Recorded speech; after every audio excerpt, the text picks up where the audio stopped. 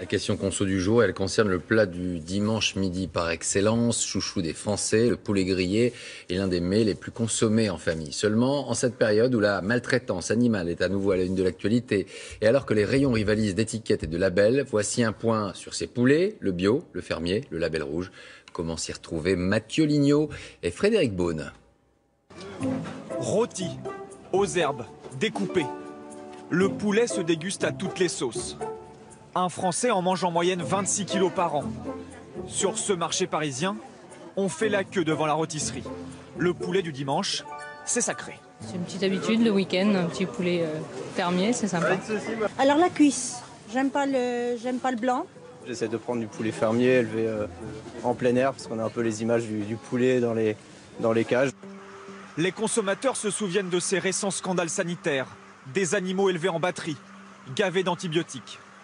La peur aussi de voir ces poulets américains désinfectés au chlore arriver sur le marché français.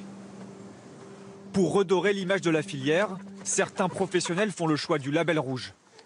C'est le cas de Michael Poirier. Il élève 4400 poulets en plein air en Bretagne.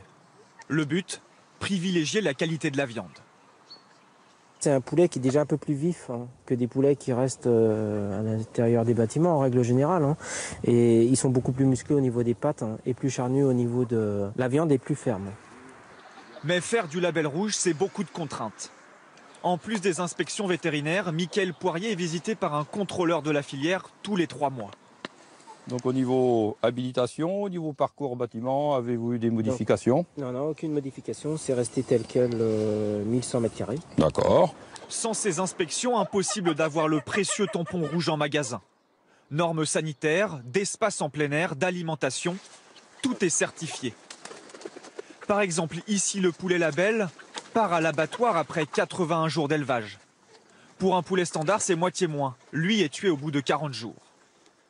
Toute la chaîne veut être exemplaire. Jusque dans ces abattoirs.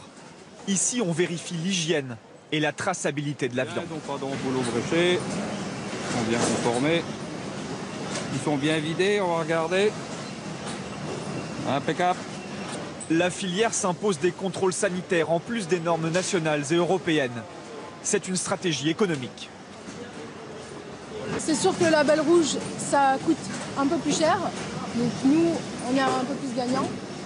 Et en termes de quantité, on est sur des volumes plus petits que ce qui est fait sur du standard, mais sur des qualités meilleures.